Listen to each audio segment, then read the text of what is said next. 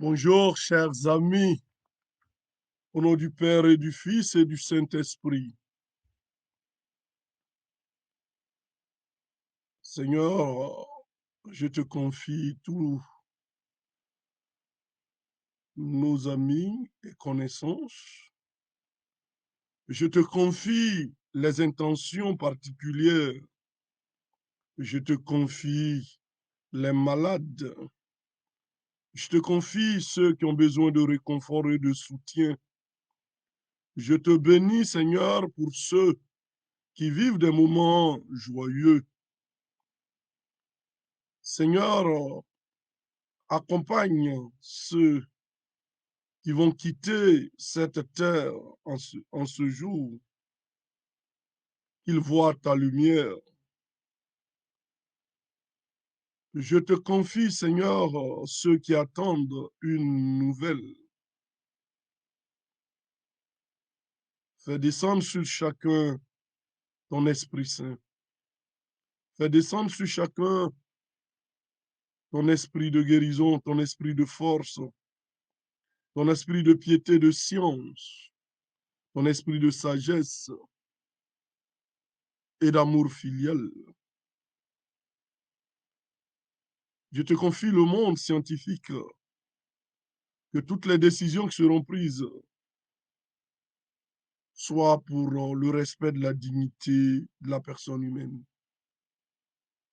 Dieu se lève, ses ennemis se dispersent et ses adversaires fuient devant lui. Comme se dissipe la fumée, tu les dissipes. Comme la cire fond au feu, les infidèles périssent devant Dieu. Mais les justes se réjouissent. Ils exultent devant Dieu au comble de la joie. Chantez pour Dieu, chantez son nom, exaltez celui qui mène son char dans les steppes. Son nom est le Seigneur. Exultez devant lui. Père des orphelins, justicier des veuves, tel est Dieu dans sa sainte demeure. Aux isolés, Dieu procure un foyer. Il fait sortir les captifs par une heureuse délivrance. Mais les rebelles habitent des lieux arides. Dieu, quand tu sortis à la tête de ton peuple, quand tu t'avançant dans les solitudes, la terre trembla, les cieux même ont ruisselé devant Dieu, celui du Sinaï, devant Dieu, le Dieu d'Israël. Au nom du Père et du Fils et du Saint-Esprit. Amen. Bien, nous allons parler des Néven. Vous savez, aujourd'hui, en Afrique et même partout, c'est une spiritualité de neuvaine. On a les neuvaines partout. Tu arrives dans... Moi, je fais exprès, je visite un peu les kiosques. Quand j'arrive, les kiosques des paroisses, quand j'arrive dans un pays, surtout en Afrique, même chez moi, surtout en Côte d'Ivoire, je visite les kiosques, les petits endroits où on vend les livres catholiques. Mais c'est plein de neuvaines. Il n'y a pas de livres de théologie. Il n'y a pas de livres de théologie. Donc, je me suis dit, mais attends, qu'est-ce qui se passe? Il n'y a pas de livre d'un théologien, quand même.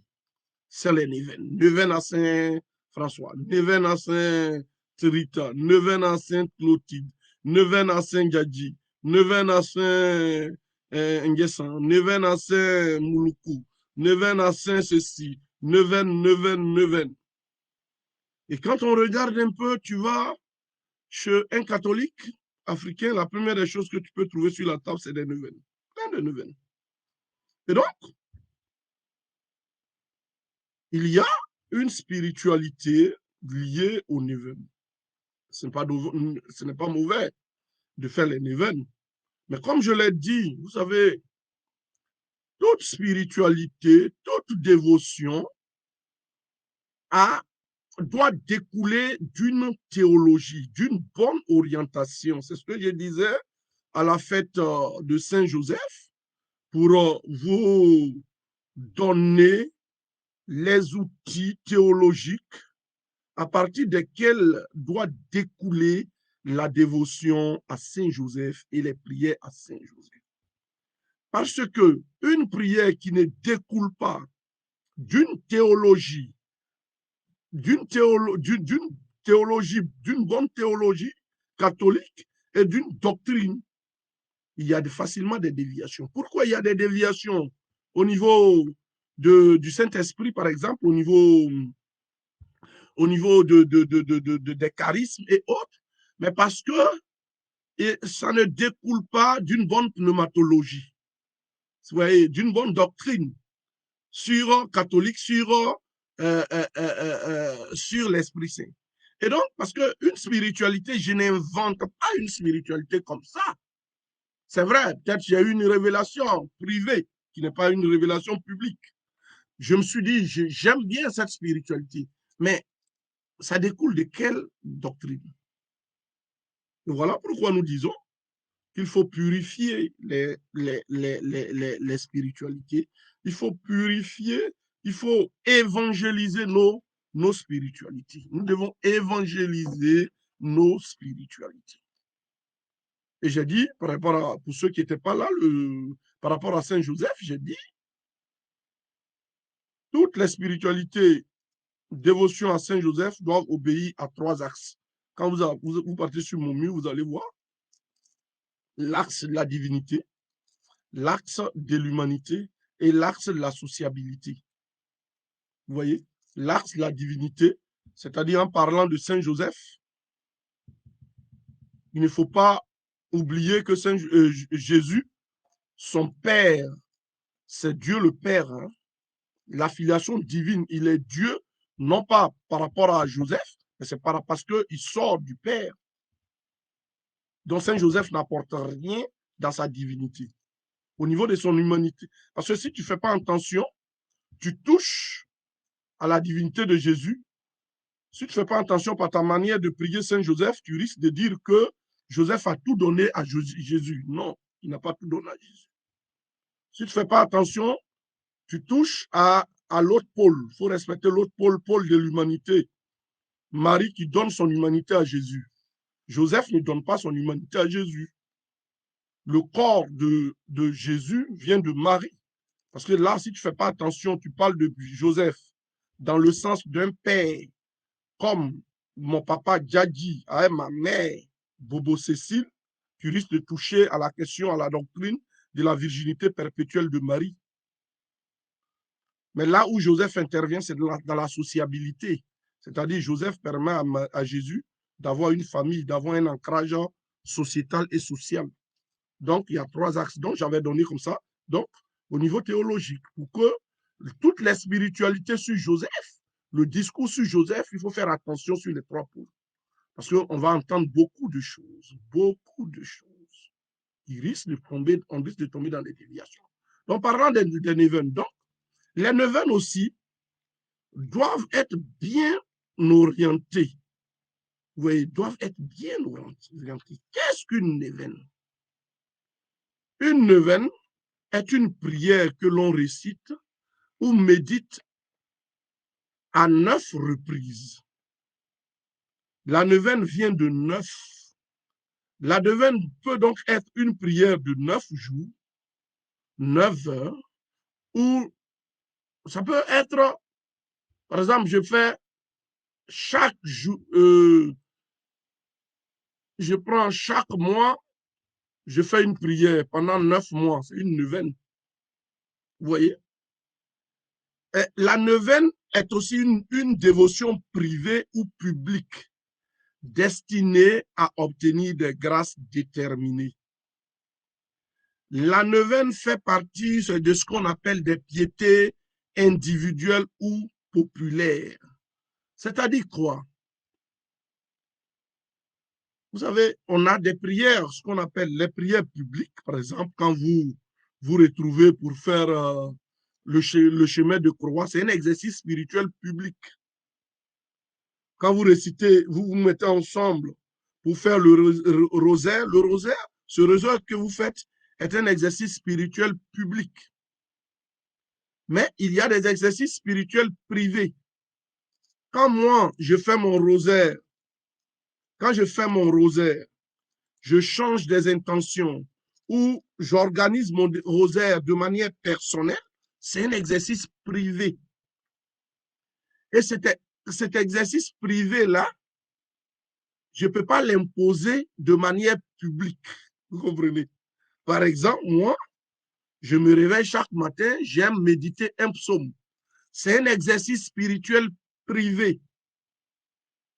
Mais je ne dois pas aller dire à l'église là-bas que tout le monde doit méditer un psaume chaque jour. Non. L'exercice, quand il devient public, c'est l'évêque ou c'est le curé, ou c'est le curé d'abord, qui apprécie.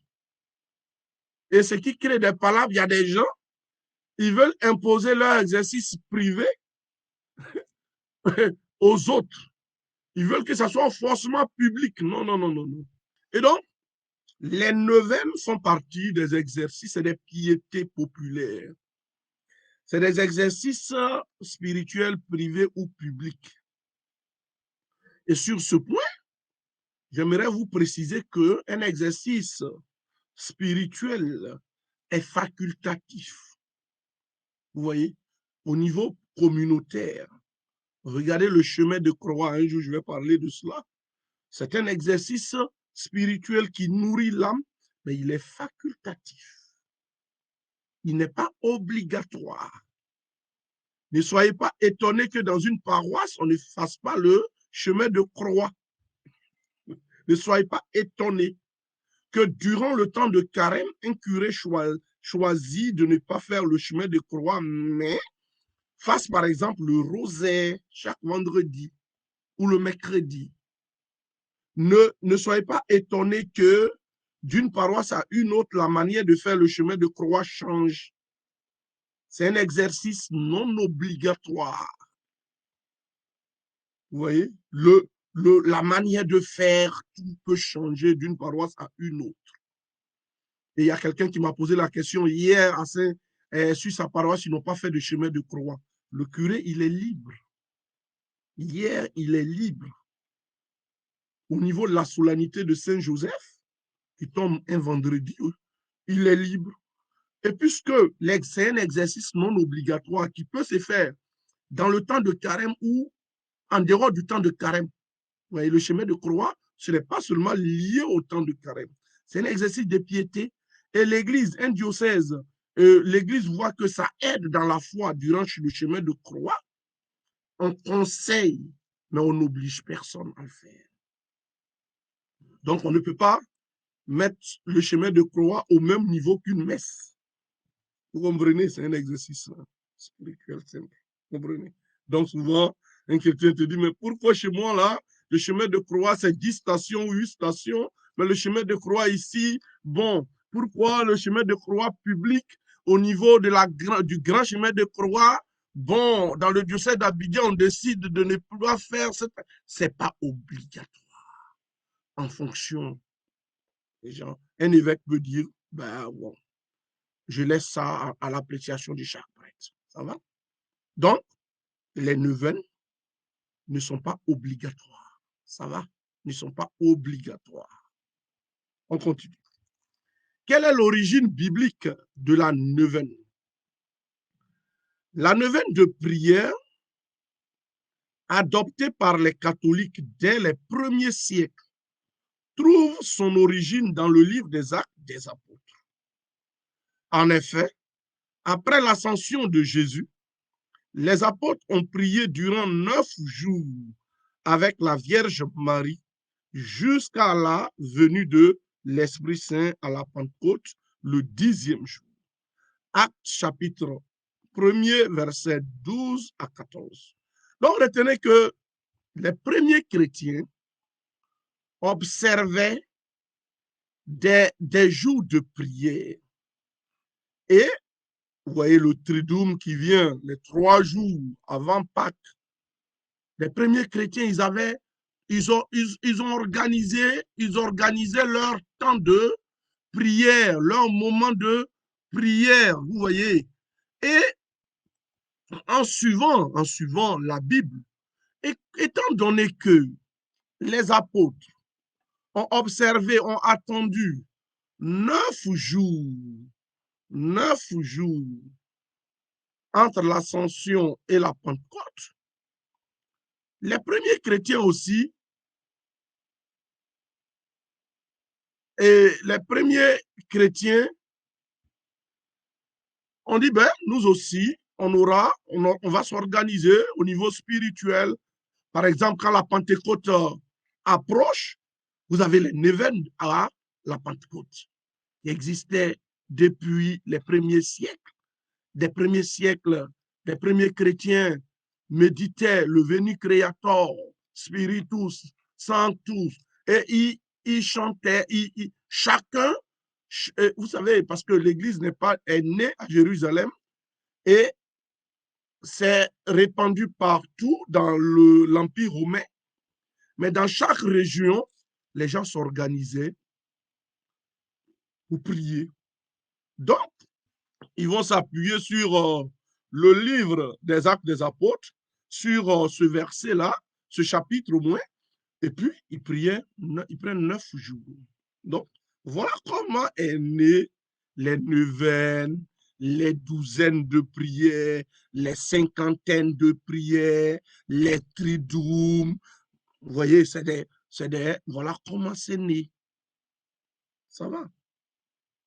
Donc, j'ai parlé, pourquoi le chiffre 9? Et j'ai dit, le chiffre 9, à cause de la durée entre l'ascension et la Pentecôte. Donc, ce n'est pas le chiffre 9 qui est important. Le chiffre 9 est symbolique. Vous comprenez? C'est symbolique. On suppose que le temps mis par les apôtres pour prier jusqu'à la venue de l'Esprit Saint est 9 jours, c'est-à-dire leur temps d'angoisse, temps de prière, temps de peur, temps d'attente a duré 9 jours. Et le 10e jour fut le temps de grâce. Vous comprenez? Voici le symbole, le sens. C'est-à-dire, les apôtres étaient avec Jésus. Jésus meurt le vendredi. Ils ont peur. Ils ont fui. Ils ont fui. Ils vont avoir le courage de revenir à Jérusalem après la mort et ils s'enferment. Ils s'enferment. Et donc, ils s'enferment selon le livre des Actes des Apôtres avec la Vierge Marie qui était là. La Vierge Marie était là. Ils s'enferment. Puisque là, ils ont peur. Ils ne savent même pas que l'Esprit Saint viendra. Jésus leur a dit de rester à Jérusalem. Mais Jérusalem symbolise symbolise le lieu de la venue messianique, symbolise la fin des temps, la ville, la grande ville où le Seigneur viendra et comme David prendra possession de son royaume, donc Jérusalem d'un point de vue symbolique. Et c'est le lieu où il y a le temple.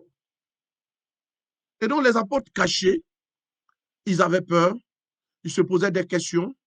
Est-ce qu'ils ont fait le bon choix de suivre Jésus? Parce que quand ils suivaient Jésus, ils ne savaient pas que Jésus était Dieu. Aujourd'hui, c'est facile pour nous. Donc, eux, ils étaient dans la peur. Mais les premiers chrétiens, et le jour de la Pentecôte, c'est la grâce. C'est la libération. Donc, le jour de la Pentecôte devient un déconfinement. Le confinement de l'Église, ce n'est pas aujourd'hui. L'Église a commencé par un confinement. Le christianisme a commencé par un confinement. Et il y a eu le déconfinement. Et donc, le confinement, quand on nous confine, ce n'est pas quelque chose de nouveau. Le christianisme a commencé par un confinement et a commencé par un confinement et s'est propagé dans l'Empire romain par un déconfinement. Le christianisme est né dans le confinement et dans les 3 premiers siècles, les chrétiens se confinaient, étaient confinés dans des petites maisons et autres. Donc, le fait de confiner aujourd'hui les chrétiens, ça ne change rien. L'Église n'a pas commencé par une église petit E. L'Église a commencé dans une maison, le Cénacle. Vous comprenez? Donc, voilà, il n'y a rien. Vous savez, lisez l'histoire de l'Église. Voilà pourquoi je vous dis, renseignez-vous, formez-vous, allez-y sur Google, formez-vous, allez, même si ce n'est pas un moteur de recherche efficace d'un point de vue théologique, mais pour les apprenants, en allant, ouais, vous allez apprendre certaines petites choses et c'est beau. Et donc, voilà, voilà pourquoi j'ai commencé depuis l'année passée à écrire un livre qui a pour titre Du confinement au déconfinement. L'Église, du confinement au déconfinement. L'histoire se répète. Ouais, voilà le titre de mon livre. Du confinement au déconfinement, l'histoire de l'Église se répète. Voilà. Donc, et voilà. Donc, la Pentecôte sera le temps de grâce. Donc, les premiers chrétiens qui sont des disciples des apôtres, qui ont vu les apôtres dans ce confinement, vont dire, mais de manière symbolique, on va prier, on aura des 9 jours de prière, ce qui symbolise le temps pour se rappeler du temps d'angoisse que les apôtres ont passé. Voilà comment les Névènes vont naître. Voilà comment les Névènes vont naître. Donc, les Névènes ne sont pas. Donc, quelqu'un qui vous pose la question sur l'origine biblique des Névènes, voilà comment les Névènes sont nés. Et voilà comment les Névènes sont nés. C'est vrai, les évangéliques et autres qui sont nés au XVIIe siècle, au XVIe siècle, n'ont remis en cause la tradition, non, ils ne savent pas cela. Ils s'en foutent. Mais nous, c'est comme cela l'Église est partie. Donc, si on veut dire, on veut voir de manière officielle, l'Église est née à partir d'une neuvaine. Après une neuvaine. Parce que la Pentecôte, 10e jour. Donc, l'Église est née après une neuvaine. Ça va? Et c'est biblique. Je vous ai donné Actes chapitre 1er, verset 12 à 14. Et raison pour laquelle, pendant les neuvaines, il faut méditer beaucoup le chapelet, parce que Marie, et c'est de manière symbolique. C'est là, on dit Marie. Le texte dit, je vais vous lire le texte. J'aime bien ce texte. Quand je parle de la prière à mes étudiants et de l'accompagnement de la dévotion mariale, ce texte est très bien. Après la Pentecôte, quittant alors la colline appelée Mont des Oliviers, ils regagnèrent Jérusalem. Cette colline n'en est distante que d'un chemin de sabbat.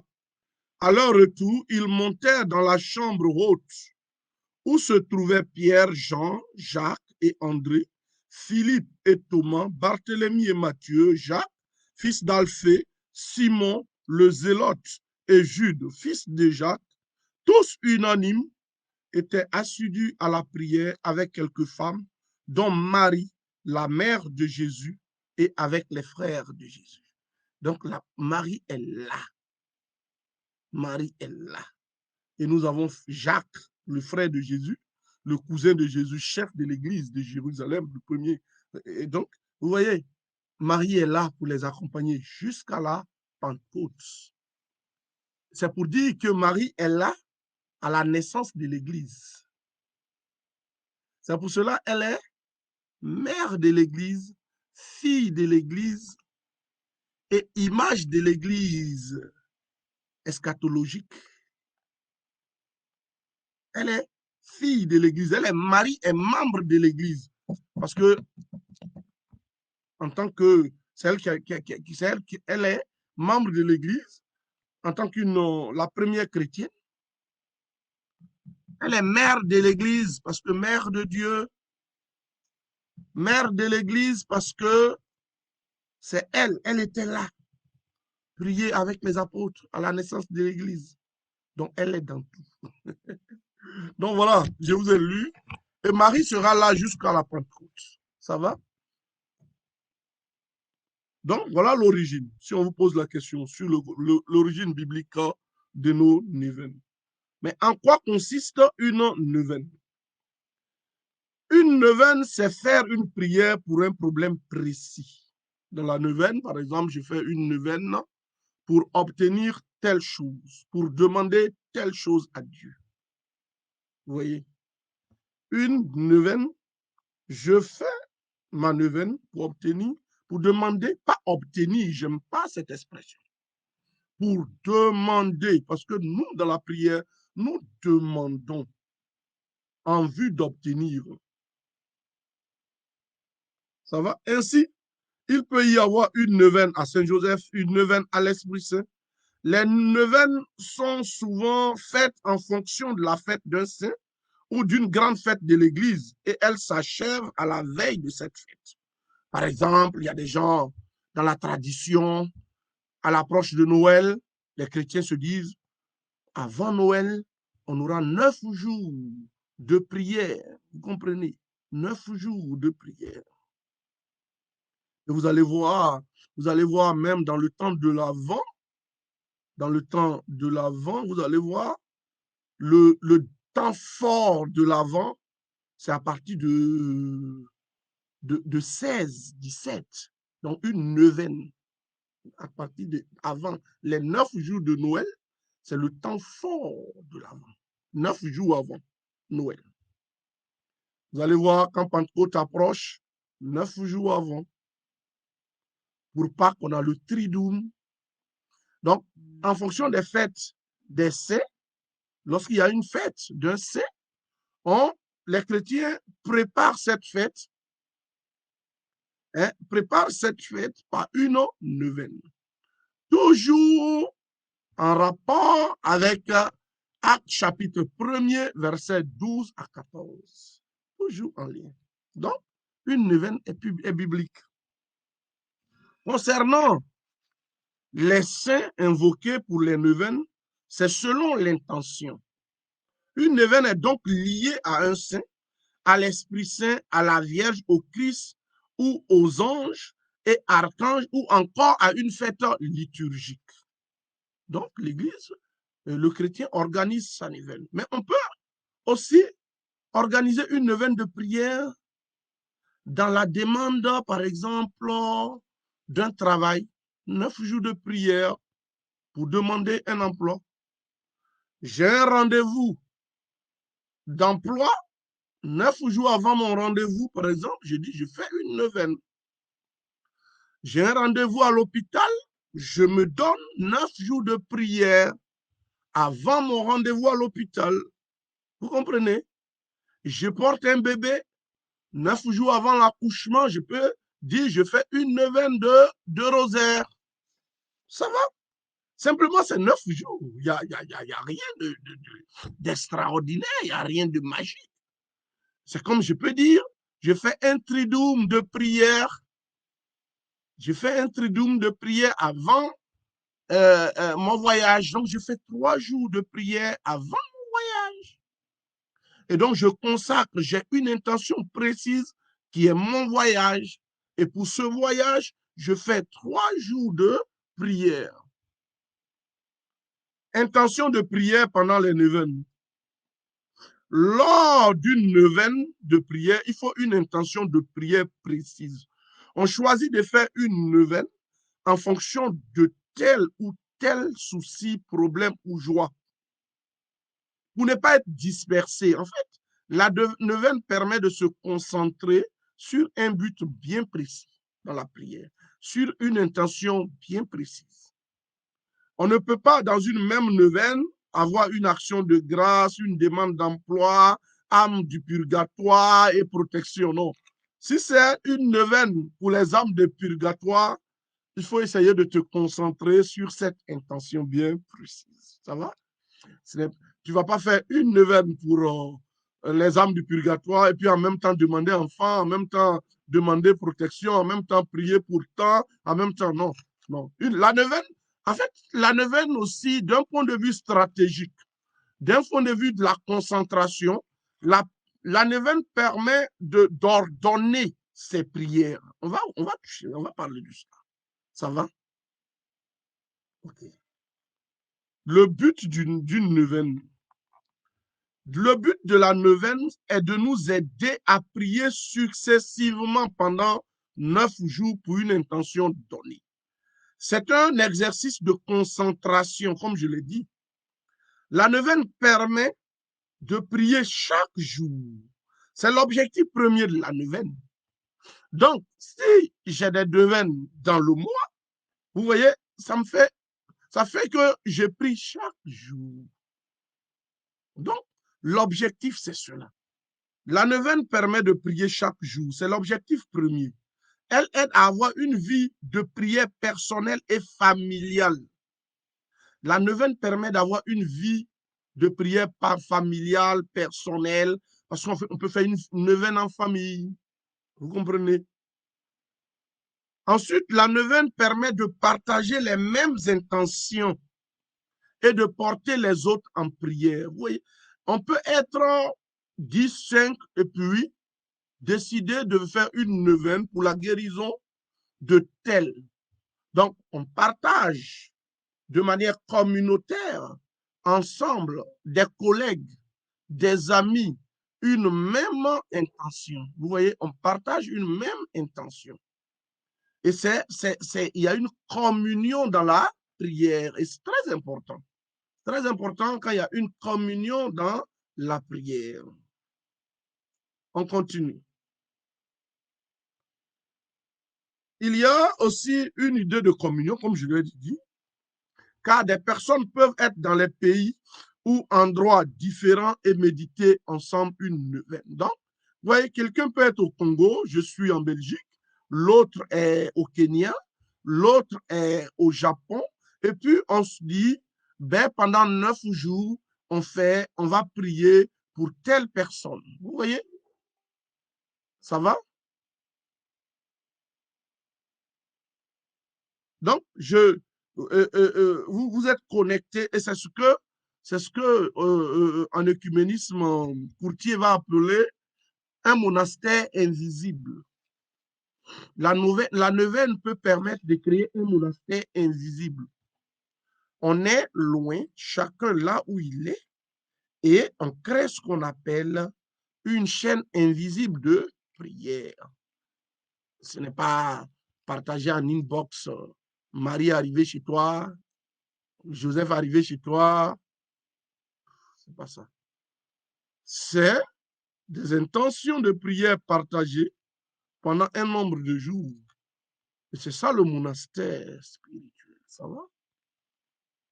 Ou le monastère invisible, le monastère invisible, ou le sanctuaire invisible, ça va?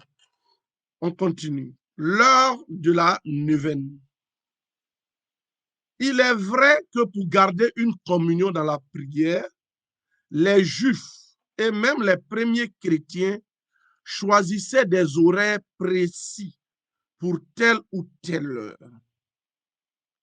C'est le cas dans les prières des psaumes avec les laudes matin, vêpres, 19 heures. C'est une manière de s'organiser.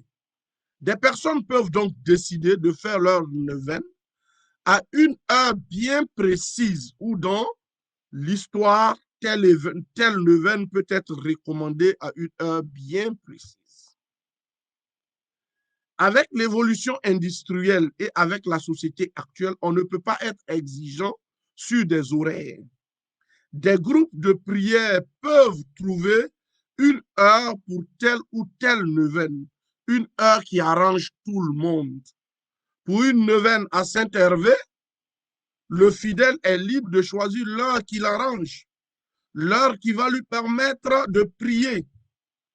Si nous insistons sur l'heure de la neuvaine, nous faisons de la prière de la neuvaine une magie et nous lions l'efficacité de la prière à une heure donnée. Qu'est-ce que je veux dire ici? Vous savez, de manière symbolique, souvent pour commémorer un événement qui s'est passé en 1945 où il y a 10 ans, on respecte l'heure de l'événement. Par exemple, on dit c'est à 14 heures qu'il y a eu la libération de cette ville. Donc, chaque 15 mars à 14h00, de manière symbolique, on garde le silence. C'est de manière symbolique. Nous aussi, on peut faire une neuvaine en se disant la neuvaine à Sainte-Huguette. Comme Sainte-Huguette aimait prier à 8 heures, c'est un exemple, hein, nous aussi, notre neuvaine, on va prier à 8 heures. Ça va, vous voyez. Voilà comment les premiers chrétiens faisaient. Donc, ils prenaient, par exemple, tu vas voir un psaume qui parle du matin, où on parle matin, on va prendre ce psaume pour prier le matin.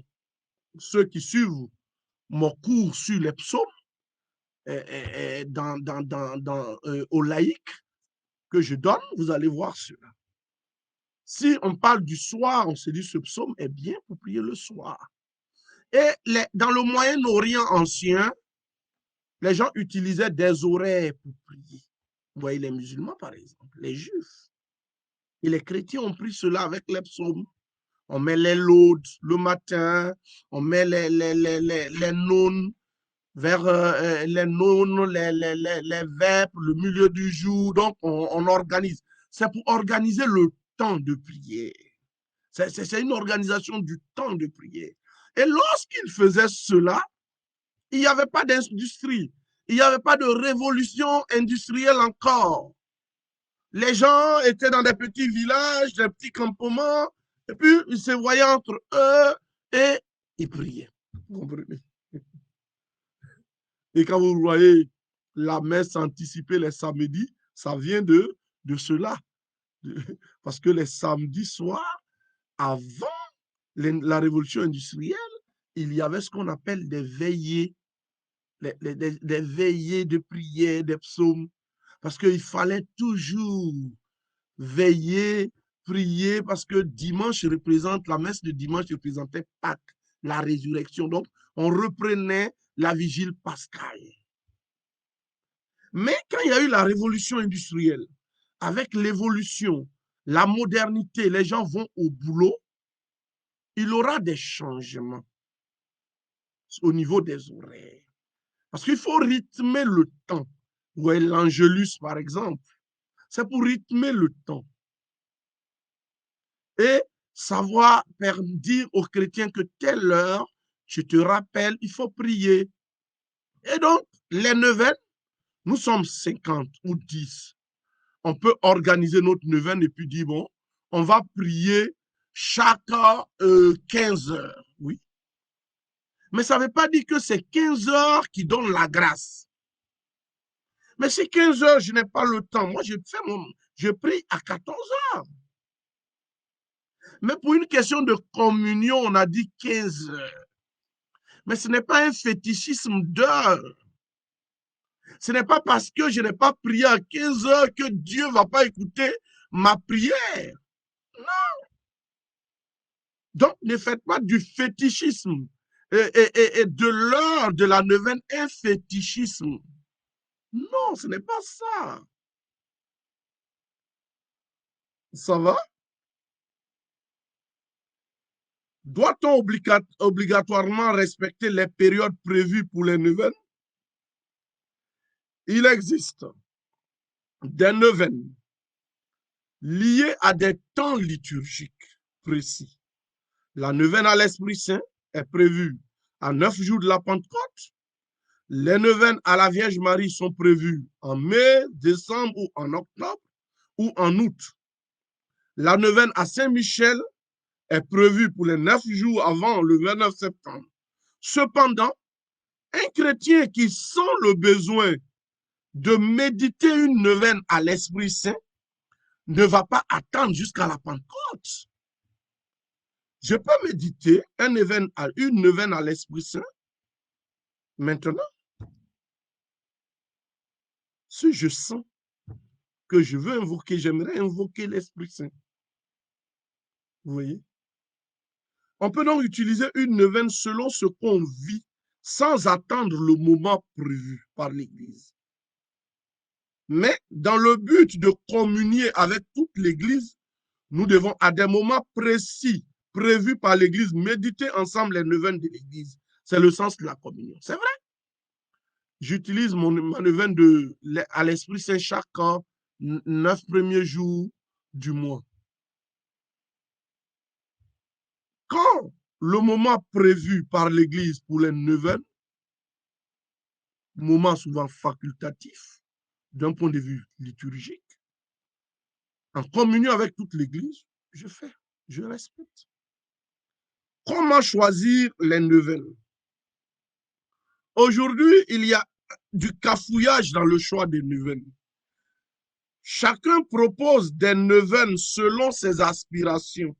Cependant, il faut être prudent, car sur Internet, on peut trouver tout. Il est important de bien vérifier les neuvaines que nous trouvons sur Internet et dans plusieurs livrets de prières. Il y a des neuvaines proposées par l'Église. Nous pouvons citer des neuvaines mariales, Sainte Rita, Saint Michel, Miséricorde divine. Lorsque vous ne connaissez pas bien les prières ou le saint proposé dans une neuvaine, il est mieux de vous renseigner chez le prêtre, car aujourd'hui, tout le monde devient visionnaire et crée des neuvaines, invente des neuvaines. Même des non-croyants peuvent utiliser le nom d'un saint pour publier des neuvaines sur Internet ou dans des livrets de prière. Voyez? Faites attention à vos livrets de prière qu'on vend. Si vous ne connaissez pas bien, il y a des doutes, demandez à un prêtre. Nous vous invitons donc au discernement dans le choix. Il existe des neuvaines jadis utilisées dans les églises en Europe et abandonnées aujourd'hui et même interdites, qui réapparaissent en Afrique. Beaucoup de chrétiens africains en Europe ou lors de pèlerinages ou sur Internet prennent des neuvaines dépassées, même remises en cause aujourd'hui et diffusent partout parce que l'on parle de combat, d'attaque et de protection. Notons qu'il existe beaucoup de prières abandonnées par l'Église et récupérées par des mouvements ésotériques qui les ont réorientées avec d'autres sens. Donc, il faut être prudent. Combien de neuvaines peut-on faire par jour? Combien de neuvaines peut-on faire par jour? Comme je l'ai bien signifié, une neuvaine n'est qu'une prière que je fais en famille, avec des amis, en groupe ou personnellement. On peut organiser la neuvaine en fonction de son temps ou des grands moments liturgiques, ou encore en fonction du mémoire qu'on fait à un saint à qui est liée la neuvaine. Mais il faut éviter d'être inondé de neuvaines, de telle sorte qu'elles deviennent encombrantes et perdent leur sens. Aujourd'hui, on se laisse envahir par plusieurs neuvaines de groupe. Et souvent, on n'a plus le temps pour des prières personnelles. Le fait d'avoir beaucoup de neuvaines à faire peut stresser des chrétiens parce qu'il y a le travail, la famille et les occupations. Souvent, on a peur parce que nous n'avons pas pu respecter tel ou tel neuvaine. Nous tombons à ce niveau dans le paganisme, on devient païen. C'est-à-dire, parce que je n'ai pas fait cette neuvaine, je serai puni. Évitez l'encombrement des neuvaines. Le christianisme ne se réduit pas en une somme de neuvaines à faire par jour. Donc, qu'est-ce que je veux dire? Aujourd'hui, il y a des gens qui sont là, qui demandent, mon père, telle neuvaine, et je n'ai pas pu faire telle neuvaine parce que j'étais parti en mission. Oui, qu'est-ce qui va se passer? Et la personne tremble, comme si la personne n'a pas respecté les paroles d'un génie. Vous voyez le danger. C'est-à-dire, excusez-moi, c'est-à-dire, on a fait des neuvaines une sorte de je peux dire, du fétiche. Donc, parce que je n'ai pas respecté l'heure, vraiment, Dieu va me condamner. Donc, les gens, il y a des gens qui ont 10 neuvaines à faire par jour, qui sont embrouillés. Non. Évitez, évitez cette façon hein, de, cette façon de comprendre les neuvaines. Comment je peux organiser personnellement les neuvaines? Vous savez, toi seul, tu peux, chez toi, organiser une neuvaine en famille. Tu peux dire, bon, moi, je vous donne un petit schéma simple. Je vais organiser une neuvaine. Par exemple, une neuvaine de protection de ma famille. Ben, je prends le psaume 51. On médite. On chante d'abord, petit chant de louange en famille. On commence par le signe de la croix, petit chant en famille. Après ce petit chant en famille, je prends le psaume 51. On médite le psaume 51. Je peux prendre un petit texte biblique. On va lire le texte biblique. On fait un petit partage du texte biblique. Pas un texte long. Après le petit partage du texte biblique, on fait une petite prière universelle. Seigneur, écoute-nous. Seigneur, exauce-nous. Petite prière. Chacun donne, chaque membre donne des intentions, surtout les intentions à partir de l'intention pour laquelle nous faisons la neuvaine. Et parce qu'au début, déjà, on a donné la neuvaine, on a donné l'intention. Après cette prière universelle, si je veux, je peux prendre un petit psaume, un psaume de demande. Je mets dedans, dans mon chemin, et je termine par le chapelet. 3 dizaines ou 5 dizaines ou une dizaine. J'ai fini une neuvaine. J'ai organisé une neuvaine et pendant 9 jours, on fait cela en famille. Pour la protection, par exemple.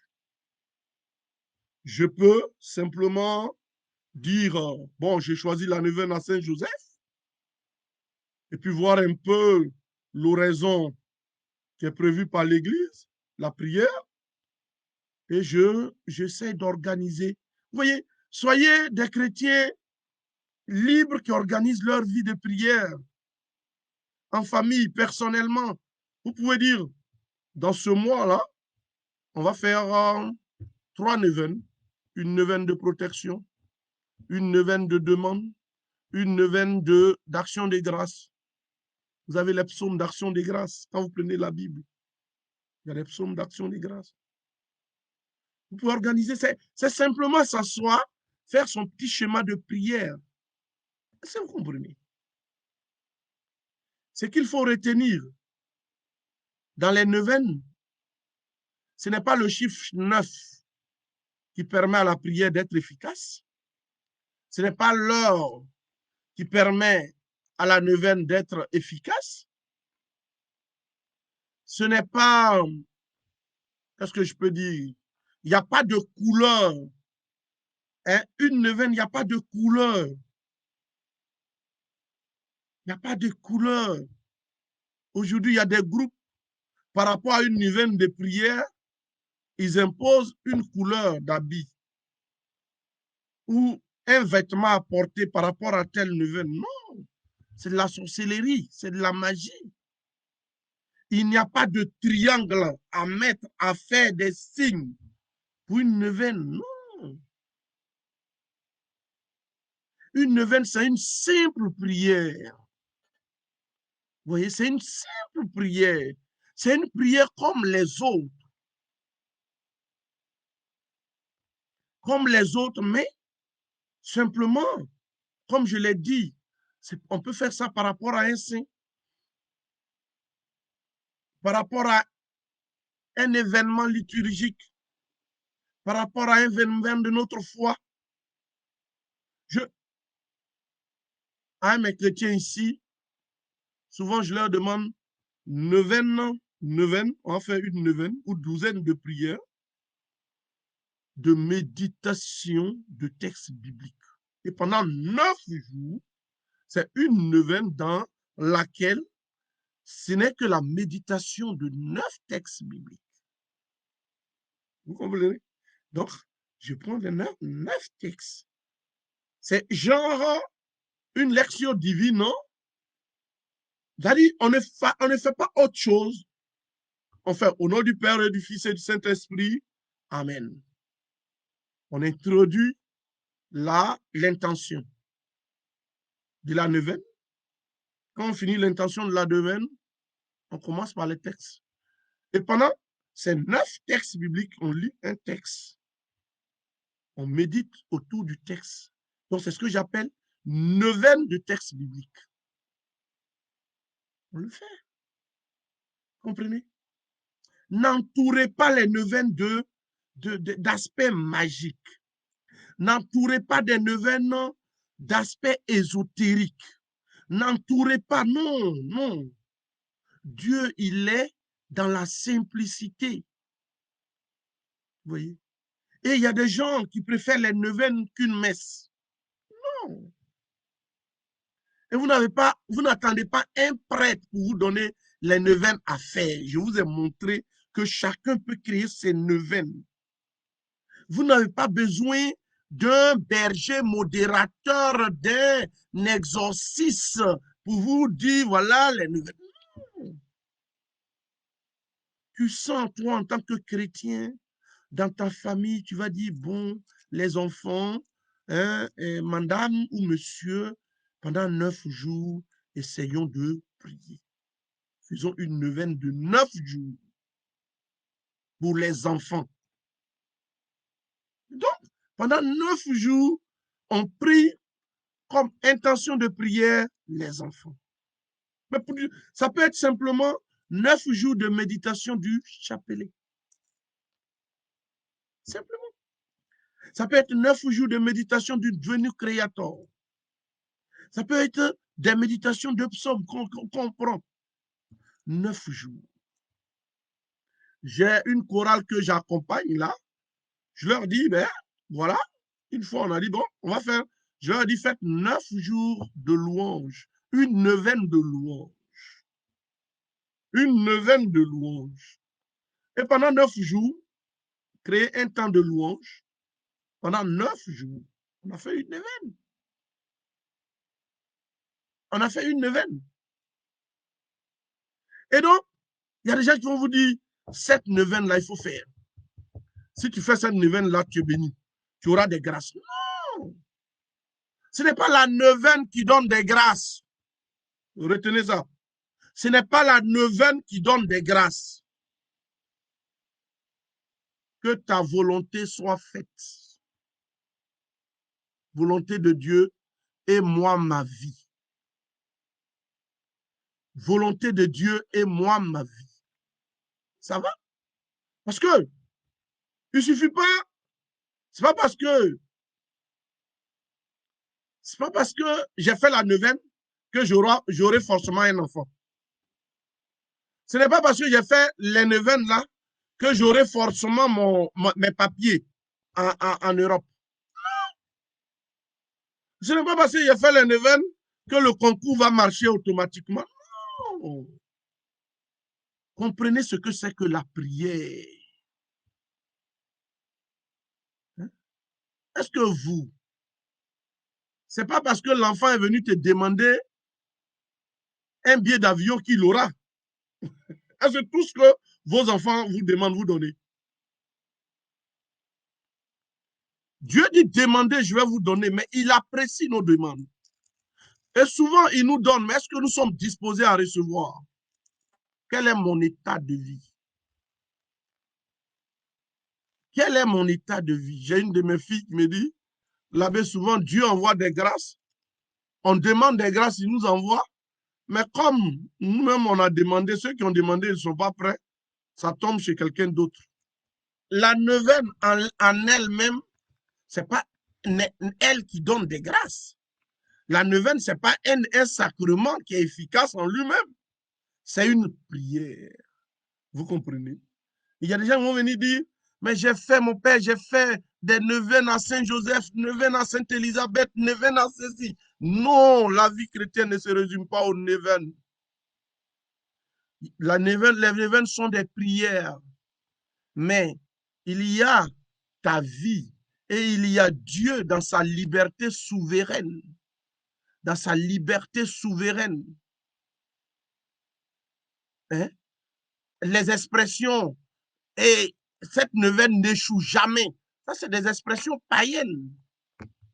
Ça, c'est des expressions païennes. Ça, c'est du paganisme. C'est de la magie. Une neuvaine qui n'échoue jamais ne fait pas. Quand quelqu'un t'écrit pour dire, il y a cette neuvaine-là n'échoue jamais, ne fais pas cette neuvaine. Mais est-ce que la personne-là est Dieu? Les voies de Dieu sont insondables. Hein? Comment toi, tu peux savoir qu'une prière n'échoue jamais? Attends. Même le pape, il ne peut pas vous dire que telle prière n'échoue jamais. Le pape ne peut pas vous dire ça. Est-ce que vous avez entendu de la bouche d'un prêtre, telle prière n'échoue jamais fait? Ça, c'est de la magie. Ça, ce n'est plus l'église, ça. Excusez-moi, ça, ce n'est plus l'église.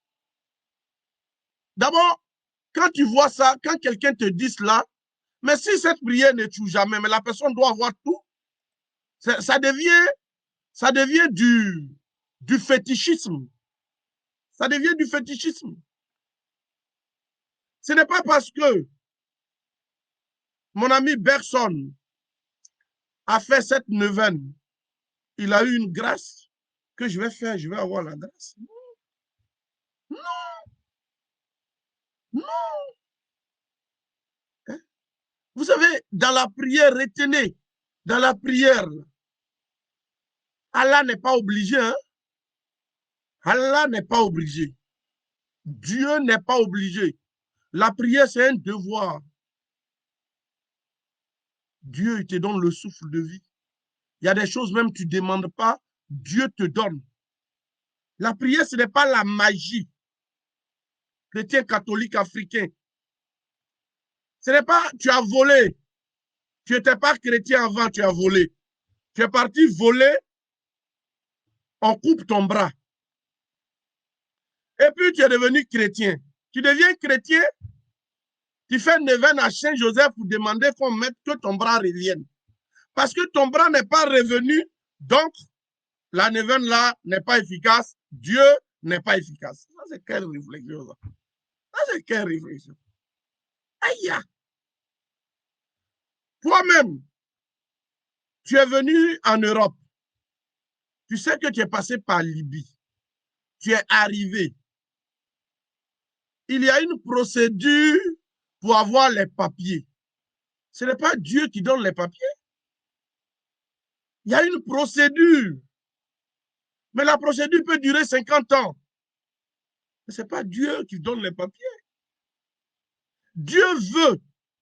Mais il y a un individu qui peut dire, moi, je ne donne pas. C'est le problème. Tu as fait 5 avortements. Les médecins disent que vraiment, tu ne peux pas enfanter. Mais Saint Joseph adapte. S'il y a eu un miracle, bon, Dieu merci. Mais tu vas obliger Dieu à faire un miracle. Tu as niveau CM2. Tu fais neuvaine à Saint-Michel pour devenir pilote.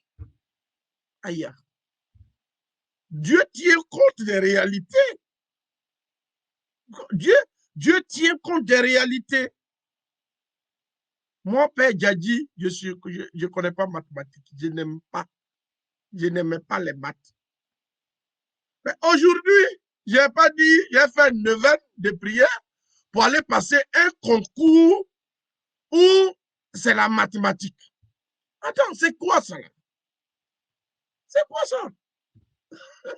Dieu tient compte de ton état, de ce que tu es. Il te donne des grâces en fonction. Et aussi de tes compétences. Dieu ne peut pas nous sauver sans nous. Sans nous. OK. Tu vois.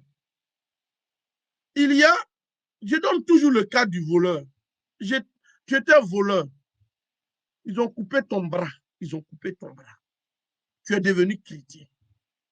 Mais tu deviens chrétien avec le bras coupé. Mais tu veux que le père Zouré Olivier prie pour que ton bras revienne. Parce qu'il prie, parce que ton bras n'est pas venu. Parce que, donc, lui, il est un faux prêtre. Mais tu vas courir d'église en église. Donc, enlever l'aspect de la magie dans la prière. Ce n'est pas quelqu'un qui dit à Dieu que le soleil s'élève. Dieu lève son soleil quand il veut, comme il veut. Vous comprenez? Vous comprenez? Dieu ne soutient pas la gabégie, le désordre. Dieu ne va pas soutenir le désordre. On va vous sortir des textes où Sarah a 800 ans, 800 ans a fait enfant. Donc, tu as 65 ans, tu veux enfant comme Sarah. Regardez-moi ça. Regardez-moi ça. Mais, et toute la société va vouloir, mais quelqu'un peut ne pas avoir un enfant. Est-ce qu'elle fabrique, la femme là, est-ce qu'elle fabrique un enfant? Elle ne fabrique pas d'enfant. Est-ce qu'elle a une usine d'enfants? Elle n'a pas une usine d'enfants. Elle n'a pas un enfant. L'enfant, c'est un don, ce n'est pas un droit. Elle vit dans son mariage sans problème. Qu'est-ce qu'elle a fait de grave? Qu'est-ce qu'elle a fait de grave si elle n'est pas mariée? Qu'est-ce qu'elle a fait de grave? Le mariage, c'est entre deux personnes. Ce n'est pas parce qu'on ne se marie pas pour faire plaisir à une société, c'est un amour qu'on vit. Comprenez? À la catéchèse, on donne toutes ces bases. Mais c'est parce que les chrétiens catholiques d'aujourd'hui là veulent un Dieu qui agit en fonction de leur intention, de ce qu'ils veulent. Chacun veut son Dieu. Oui.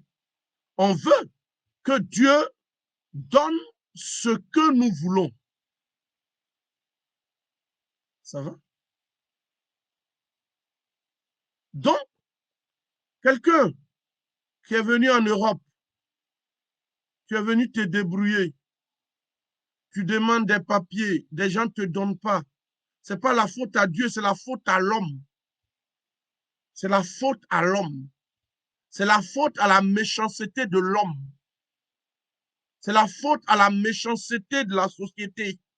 C'est la faute à notre façon de repousser. Parce qu'on ne te donne pas papier parce que tu es noir ou bien parce que tu es ceci dans certains pays, parce que tu es arabe ou bien parce que tu es ceci. Non. Dieu veut que les hommes vivent dans l'amour et chacun soit heureux là où il est. Donc, il ne faut pas accuser Dieu. Vous comprenez? Donc, je veux que prier simplement parce que nous sommes appelés à prier et demander des choses à Dieu et laissons tout dans sa volonté. Et sa volonté a été toujours bonne pour nous. Il y a des choses qu'on ne comprenait pas il y a 10 ans, il y a 15 ans, il y a 20 ans, on comprend aujourd'hui. Le temps, c'est un autre nom et c'est un nom de Dieu. Si, d'après ma grand-mère, aïe, paix à son âme, si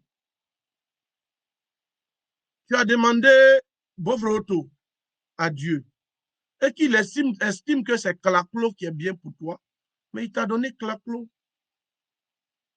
Tu veux telle chose, tu n'as pas eu, il t'a donné ça. Mais il y a ta sœur à qui ils ont donné telle chose, elle n'a pas de terre. Personne sur cette terre ne peut avoir tout. Si Dieu vous donnait tout ce que vous demandez dans la prière, vous allez être embrouillé. D'ailleurs, même quand il vous donne une seule chose, regardez comment vous êtes content juste quand vous ne savez même plus comment rendre grâce.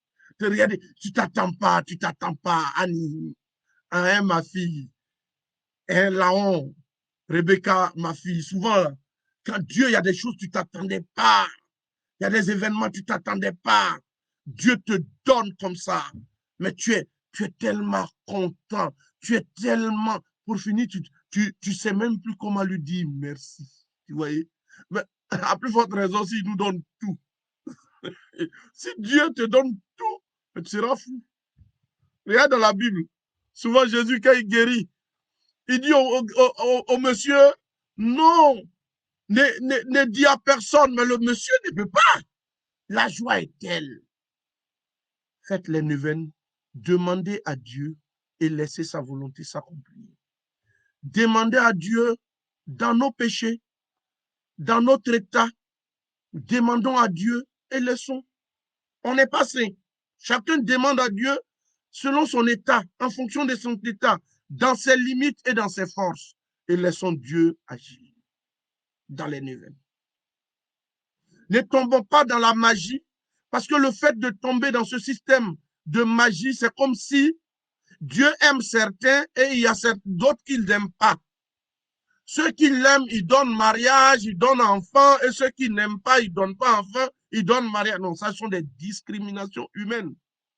C'est l'homme qui a fait, c'est l'homme africain qui va te dire, toi la femme, si tu n'es pas marié, c'est pas bon. Tu dois te marier. Mais l'homme quand l'homme n'est pas marié là, ils font pas pression. Hein. Ils font pas pression. Vous comprenez? Et par notre manière de faire des pressions inutiles, il y a des femmes qui souffrent dans les foyers aujourd'hui. Il y a des femmes qui se retrouvent dans les cimetières simplement. Parce qu'on leur a fait croire qu'elles ne sont rien. Elles sont des citoyens de seconde zone, si des hommes de seconde zone, si elles ne sont pas mariées. Ça va? Nous sommes à la fin. En conclusion, qu'est-ce qu'on peut retenir?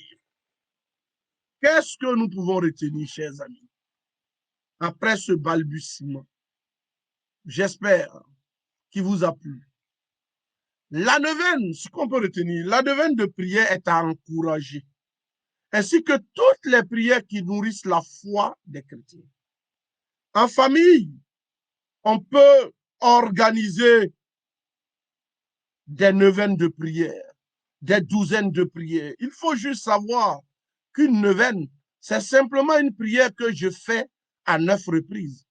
Le vocabulaire neuvaine ne doit pas être entendu dans un sens magique, comme si les autres prières ne sont pas importantes.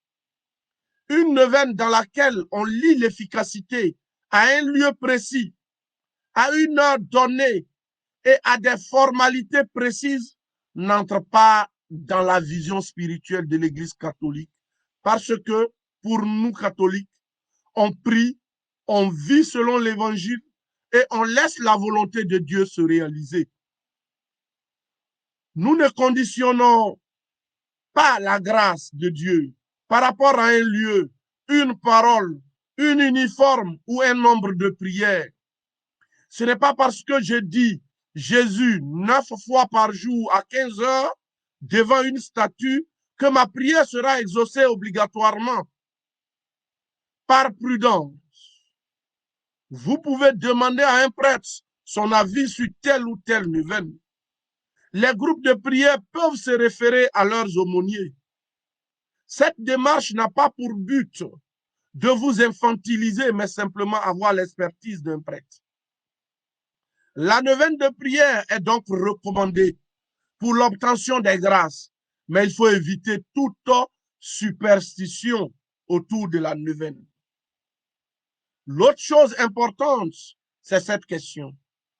Après toutes les neuvaines, quelle est ma relation avec Dieu, avec mon prochain?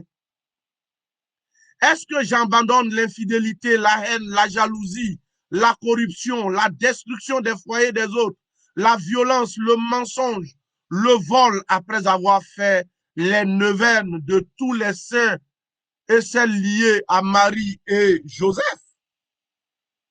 Quelle est ma vie après toutes ces neuvaines? Est-ce que après toutes ces neuvaines, je suis un employé honnête au travail? Est-ce que après toutes ces neuvaines, je m'occupe bien de mes employés de maison? Je paye ce qu'il faut, le salaire, le juste salaire à mes employés de maison et à tous les employés dans mes activités. Après toutes ces neuvaines, quelle est ma relation avec mon épouse, avec mon mari, avec mes enfants, avec mes frères et sœurs dans ma famille, avec mes collègues? Voici des questions que chacun peut s'approprier pour méditer. Qu'est-ce que les neuvaines m'apportent? Est-ce que les neuvaines sont des balbutiements vides? Est-ce que mes neuvaines m'aident dans ma conversion? Amen. Merci. Le Seigneur soit avec vous et avec votre esprit. Que Dieu Tout-Puissant vous bénisse, le Père, le Fils et le Saint-Esprit. Amen. Allons dans la paix du Christ. Nous rendons grâce à Dieu.